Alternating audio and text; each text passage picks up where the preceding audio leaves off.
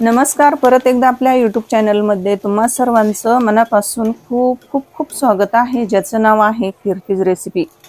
तर आता उन्हाळा चालू आहे आणि बायकांची उन्हाळी वाळवणातील वेगवेगळे पदार्थ बनवण्याची लगबग चालू आहे.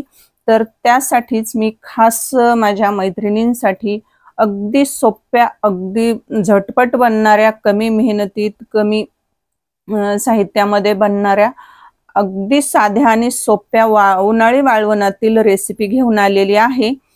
तर अगदी नवशिक्के सुद्धा माझ्या रेसिपी बघून सहज उन्हाळी वाळवणातील सर्व पदार्थ बनवू शकतील अशाच झटपट बनणाऱ्या सोप्या रेसिपी आहेत.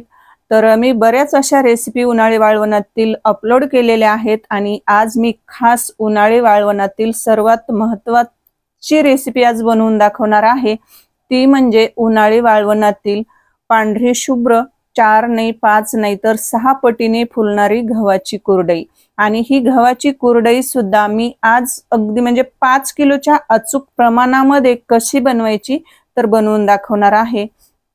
तर मी अगोदर एक दोन रेसिपी मी अपलोड केलेल्या आहेत. तर 1 किलोच्या प्रमाणात पण अपलोड केलेली आहे आणि 2 किलोच्या अचूक प्रमाणात पण रेसिपी अपलोड केलेली आहे.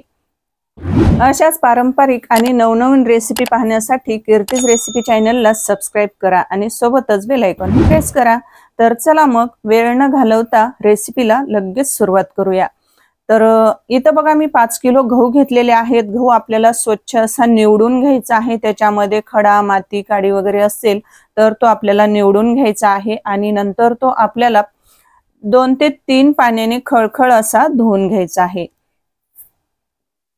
आता इथं बघा मी मोठ्या एका स्टीलच्या टोपल्यामध्ये गहू निवडून घेतला 2-3 पाण्याने. हा गहू आपल्याला स्वच्छ असा धुवून घ्यायचा आहे. म्हणजे कसं हा गहू आपल्याला कुरडई बनवण्यासाठी 4 दिवस हा पाण्यामध्ये आंबवण्यासाठी म्हणजेच भिजण्यासाठी ठेवावा लागतो. तर त्यासाठी अगोदर आपल्याला हा 2-3 पाण्याने धुवून घ्यायचा आहे. तर चला मी आता 3 पाण्याने हा गहू स्वच्छ धुवून घेते आणि नंतर आपल्याला हा गहू 4 दिवस एका डब्यामध्ये भिजत घालायचा आहे. आता इथं पाहू शकतात 4 दिवस गहू हा मी पाण्यामध्ये भिजत घातला होता आणि रोज 4 दिवस काय करायचं त्याच्यावरचं पाणी जे आहे तर सकाळी आणि संध्याकाळी बदलत राहायचं आहे. म्हणजे फुल 3 दिवस गहू हा आपल्याला भिजवून घ्यायचा आहे आणि 4थ्या दिवशी गहू आपला हा चिकाला येतो. तर गहू आपल्याला चेक करायचा आहे की हा कुरडईला आपल्याला म्हणजे चीक काढून आणण्यासाठी गहू भिजलेला आहे की नाही. तर तो काय करायचा गहू 2 बोटामध्ये असा धरायचा, दाबून बघायचा, त्यातून पटकन पांढरा चीक बाहेर आला की समजायचं गहू हा कुरडईसाठी चीक काढून आणण्यासाठी भिजलेला आहे. आता इथं बघा एक आपल्याला दुर्डी घ्यायची आहे आणि एका मोठ्या टपामध्ये यातलं जे पाणी आहे वरचं गव्हाच्या वरचं तर ते पाणी काढून टाकायचं आहे आणि एका दुर्डीमध्ये त्यातले गहू आपल्याला नितळण्यासाठी घ्यायचे आहे. तर दुर्डीमध्ये गहू आपल्याला घ्यायचे आणि त्याच्यावरून चांगलं पाणी टाकायचं आहे आणि नितळून या दुर्डीतले गहू आपल्याला एका डब्यामध्ये काढून घ्यायचे आहेत. तर असेच आता आपल्याला बघा हे 5 किलो गहू आपल्याला एका डब्यामध्ये बघा मी धुवून घेतलेले आहेत, नितळून घेतलेले आहेत आणि आता ते आपल्याला चीक काढून घ्यायचं आहे. तर चला मी आता इथं आलेले आहे चीक काढून घेण्यासाठी. तर हे आहे चीक काढण्याची मशीन. तर आता इथं बघा मी चीक काढून घेत आहे. तर बघा हे असा मशीनमध्ये चीक काढून दिला जातो आमच्याकडे. तर ही माझ्या मैत्रिणीचीच मशीन आहे. तर मी तिच्याकडूनच चीक काढून आणत असते आणि बघा चीक काढून आणल्यानंतर मी तो पूर्ण असा त्यातला चीक काढून पिळून घेतलेला आहे आणि तो गाळून घेतलेला आहे. आता चीक हा कसा गाळायचा, कसा पिळायचा तर मी अगोदरच्या रेसिपीमध्ये दाखवलेला आहे. आणि हा चीक आपल्याला 2 दिवस हा चीक असाच भिजत ठेवायचा होता. तर आता 2 दिवस झालेला आहे आणि चिकावरचं पाणी सकाळी आणि संध्याकाळी असं 2 दिवस मी पाणी ओतून दिलं वरचं आणि त्याच्यात चांगलं पाणी टाकलं परत. आता 2 दिवसानंतर बघा आता आपल्याला आता हा आहे जवळपास 3रा दिवस आहे. तर जर तुम्ही 1 दिवस जरी चीक भिजवून घेतला ना तरी चालतं. तर मी 2 दिवस भिजवलेला आहे आणि आता आपल्याला कुरडई बनवायची आहे. तर आता याच्यावरचं चिकावरचं पूर्ण वरचं जे थोडंसं काळसर पाणी असतं लालसर तर ते ओतून द्यायचं आणि जो चीक असतो तर तो आळलेला डब्याच्या बुडाला बसतो. तर असा दगडासारखा असा पांढरा चीक बसतो तर तो असा आपल्याला फोडून घ्यायचा असतो। असा खूप तो निब्बर असतो, घट्ट असतो, तो फुटत नाही, तर तो असा पटकन असा निघल्या जात नाही, तर तो आपल्याला बोटाच्या सहाय्याने असा थोडा थोडा फोडून घ्यावा लागतो। आणि नंतर बघा, आता इथं सर्वात महत्वाची सिक्रेट गोष्ट सांगणार आहे की आपल्या कुरडया पांढऱ्या येण्यासाठी सर्वात सिक्रेट गोष्ट म्हणजे कोणती। आता इथं बघा, मी इथं सोजीची चाळणी घेतलेली आहे आणि एक पातेलं घेतलेलं आहे। तर आता सोजीच्या चाळणीला आपल्याला काय एकदम बारीक सोजीची चाळणी घ्यायची आहे, त्याला बारीक थोडंसं मीठ लावायचं आहे। चाळणी धुतल्यानंतर धुवून घ्यायची, त्याला थोडंसं मीठ लावायचं आणि हा जो चीक आहे आपण फोडून घेतलेला डब्यामधला, तर हा चीक आपल्याला 2 ते 3 वेळा गाळून घ्यायचा आहे। म्हणजे या चिकामध्ये आता तुम्ही म्हणताल हा चीक आपण चीक काढून आणल्यानंतर तो आपण त्यातला जो चोथा असतो तर तो पिळून काढला आणि नंतर तो चीक गाळून घेतलेला आहे, तर तो सुद्धा गाळून घेतलेला आहे। पण चुकून एखादी जर त्याच्यामध्ये तांबीची कणी वगैरे किंवा तांब जर थोडीफार गेलेली असेल, तर सोजीच्या चाळणीने आपल्याला 3 वेळेस चाळून घ्यायचा आहे, म्हणजे गाळून घ्यायचा आहे। म्हणजे त्याच्यामध्ये जी थोडीफार जी काही तांब असते किंवा काही लालसरपणा असतो तर तो चाळणीला चिटकला जातो आणि आपली कुरडई एकदम अशी पांढरी शुभ्र काचेसारखी होते। तर मी तुम्हाला पुढे दाखवणारच आहे की आपली पांढरी शुभ्र अशी कुरडई किती पांढरी शुभ्र कुरडई झालेली आहे आणि कुरडई आपली तळल्यानंतर किती पटीने फुलणार आहे।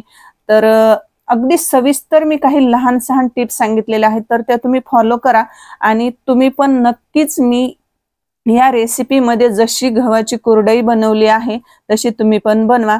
आता इथं पाहू शकतात बघा, इथं 2 पातेले हा आपला चीक आहे। आता हा आहे 5 किलो गव्हाचा चीक, तर आता जेवढा चीक आहे तर त्याच पातेल्याने 2 पातेले मी पाणी उकळायला ठेवलेलं होतं। तर खळखळ अशी उकळी आलेली आहे आणि पाण्याला उकळी आल्यानंतर काय करायचं, त्याच्यामध्ये मीठ घालायचं। आता जेवढा चीक आहे तेवढंच पाणी आपल्याला गरम करायला ठेवायचं आणि त्याच्यापेक्षा जास्तीच आपल्याला 1 जग पाणी घालायचं आहे, म्हणजे गरम करायला ठेवायचं आणि उकळी आल्यानंतर ते 1 जग काढून घ्यायचं आणि नंतर त्याच्यामध्ये चवीनुसार मीठ घालायचं। आणि बघा, खळखळ अशी मीठ टाकल्यानंतर पण उकळी आलेली आहे। अगदी 1 मिनिटामध्ये झाकण ठेवलं आणि लगेच झाकण काढलं तर खळखळ अशी उकळी आलेली आहे आणि चीक आता इकडे आपला फोडून घेतलेला डब्यामध्ये घेतलेला आहे ओतून। आता इथे सर्वात महत्वाचं, आता बऱ्याच बायकांना कसं चिकामध्ये गाठी होतात, तर गाठी न होण्याची ही सर्वात महत्वाची टिप्स आहे आपल्याला। बघा, आता मी चुलीवरच पातेलं म्हणजे चुलीवरच ठेवलेलं होतं। आता उकळी आली की काय करायचं, आपल्याला हाताने पातेलं खाली घ्यायचं आहे, खाली घ्यायचं आणि त्याच्यामध्ये चीक वतायचा आणि सतत आपल्याला चाटूने हलवत राहायचं आहे। आता इथं बघा, 5 किलोच्या कुरडया म्हटलं की त्याला आपल्याला लाटणं किंवा चमचा जमणार नाही, तर त्याला हे लाकडी मोठा चाटूच लागणार आहे। तर हा आहे चाटू। तर सतत आपल्याला एकाच बाजूने सतत हे असं हलवत राहायचं आहे। चीक म्हणजे हा जो चीक आहे तर तो बघा थोडा थोडा असा आळायला सुरुवात झालेली आहे आणि आपल्याला चाटूने जे हे एक साइडने सतत हलवत राहायचं आहे। तर त्याने हे सर्वात महत्वाची गोष्ट आहे, पातेलं आपल्याला खाली उतरून घ्यायचं, आदन थोडंसं थीर होऊन द्यायचं शांत आणि नंतर सतत हलवत राहायचं आहे। म्हणजे चिकाची अजिबात गाठ होत नाही, गरस होत नाही, तर गाठीला आमच्याकडे गरस म्हटलं जातं। आणि मस्त चीक हटून घ्यायचा आणि नंतर जर पटकन नाही आळला तर तुम्ही नंतर सुद्धा पातेलं काय करतात, चुलीवर मांडू शकतात आणि चुलीवर मांडून सुद्धा आपण सतत तसं एका साइडने हलवू शकतो। जर तुम्ही उकळत्या पाण्यातच चीक पटकन ओतला ना की पटकन त्याच्या अशा गाठी बनतात, मग त्या फुटत नाहीत। म्हणून आपल्याला पातेलं खाली उतरून घ्यायचं, थोडंसं शांत आदन झालं की नंतर चीक ओतायचा आणि हलवून घ्यायचा आणि हटून घ्यायचा। आता बघा, नंतर हटल्यानंतर चाटू पुसून घ्यायचा आणि नंतर आपल्याला काय करायचं, 5-5 मिनिटाला आपल्याला 5-5 मिनिटाला चाटू द्यायचं आहे। असं आपल्याला जवळपास 3 ते 4 वेळा करायचं आहे, 5-5 मिनिटाला किंवा 3-3 मिनिटाला। जास्त वेळ पण चीक शिजायला काही जास्त वेळ लागत नाही, अगदी 7 ते 8 किंवा 10 मिनिटात चीक हा शिजल्या जातो। आता हे गव्हाचा चीक हा 5 किलोचा आहे, म्हणजे भरपूर असा चीक आहे, त्याच्यामुळे शिजायला थोडासा टाइम जास्त लागतो, 10 ते 15 मिनिट लागतात। आता इथं पाहू शकता जवळपास 10-12 मिनिट झालेला आहे। आणि मस्त चिक असा छान लोण्यासारखा शिजलेला आहे। तर चिकामध्ये कसलीच गाठ झालेली नाही, एकदम पांढरा शुभ्र। आणि बघा एकदम असं हारावरच मी पातेलं ठेवलेलं आहे, जास्त जाळ लावायचं नाही शिजताना। आणि आज मी तुम्हाला सर्वात महत्त्वाची सिक्रेट गोष्ट म्हणजे बघा, आज मी कुरडया पॉलिथिनवर न घालता मी आज बघा कशावर कुरडया घालणार आहे। तर हे गावाकडून मी आणलेलं आहे गव्हाचं काड। आता याला ह्या गव्हाच्या ज्या काड्या असतात त्याला आमच्याकडे गव्हाचं काड म्हटलं जातं। आणि हे बघा मस्त असं मी टेरेसवर म्हणजे असं अंतरून घेतलेलं आहे। ते असं चोळून त्याचा जो कचरा आहे तर तो काढला आणि असं एकाच साइडनं असं म्हणजे छान असं अंतरून घेतलं आहे। त्याच्यावर जी अशी एखादी आडवी काडी आहे तर ती सरळ करून घ्यायची आणि सगळे एका बाजूने मी जसं अंतरलं आहे तसंच अंतरून घ्यायचं, त्याच्यावरून पाणी मारायचं, असं शिंपडायचं। आता याच्यावर आपल्याला कपडा वगैरे काहीच अंतरायचा नाही, अगदी पारंपरिक पद्धतीने मी आज तुम्हाला गव्हाची कुरडई कशी बनवायची तर बनवून दाखवणार आहे। आता इथं बघा आपला चिक हा मस्त शिजलेला आहे। आता इथं आपल्याला कुरडईचा साचा घ्यायचा आहे। तर इथं बघा मी पितळी साचा म्हणजे सुऱ्या घेतलेला आहे। आपण ज्याने शेव बनवतो तर तोच सुऱ्या घ्यायचा आहे। आता इथं लहान मोठी प्लेट, तुम्हाला कुरडईची शेव लहान मोठी किती बनवायची आहे तर ती प्लेट सुऱ्यामध्ये घालायची आहे। आता इथं एका पातेल्यामध्ये मी गरम पाणी घेतलेलं आहे, त्याच्यामध्ये अगदी पोहे खायचा 1 चमचा तेल घालायचं। आणि आता इथं बघा लगेच आपल्याला कुरडया करायच्या आहेत तर बनवायच्या आहेत। तर बघा साच्यामध्ये आपल्याला हे जे कुरडईचं मिश्रण आहे तर ते घालायचं, असं दाबून भरायचं म्हणजे कुरडई एकसारखी पडते, त्याची शेव एकसारखी छान अशी बनते।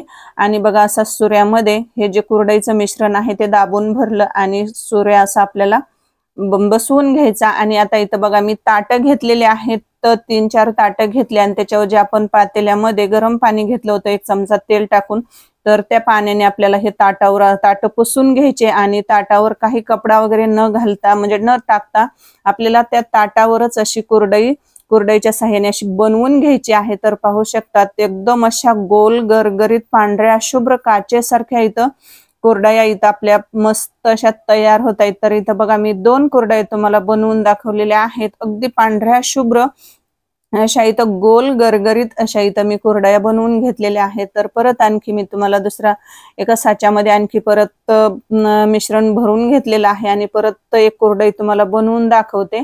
तर पाहू शकतात बघा इथं मी 3 ताटावर कुरडया बनवून घेतलेल्या आहेत। आणि आता आपल्याला या काडावर ह्या कुरडया कशा टाकायच्या, तर काय करायचं, जी कुरडई थंड झाली, आता हे कुरडया सगळ्या ताटावरच्या थंड होऊ द्यायच्या आणि थंड झाल्या की ताट असं पालतं टाकायचं या काडावर आणि कुरडई काडावर अशी टाकून घ्यायची, पटकन अशी पडल्या जाते। आता बघा याच पद्धतीने आपल्याला बाकीच्या सर्व कुरडया बनवून घ्यायच्या आहेत। तर पाहू शकतात इथं मी सर्व कुरडया इथं काडावर अशा बनवून घेतलेल्या आहेत। आणि आता ह्या आपल्याला कडकडीत उन्हामध्ये 3 ते 4 दिवस सुकवून घ्यायच्या आहेत। तर मी या टेरेसवरच घातलेल्या आहेत भरपूर अशा कुरडया, जवळपास 5 किलो गव्हाच्या जवळपास 200 ते 250 कुरडया इथं मध्यम आकाराच्या झालेल्या आहेत। आता ह्या वाळवून घ्यायच्या आहेत आणि नंतर मी तुम्हाला दाखवणारच आहे की वाळल्यानंतर आपली ही कुरडई किती पांढरी शुभ्र अशी दिसते आणि तळल्यानंतर किती पटीने फुलते, तर मी तुम्हाला दाखवणारच आहे। आता इथं पाहू शकतात बघा मी 3-4 दिवस कडकडीत उन्हामध्ये या कुरडया वाळवून घेतलेल्या आहेत।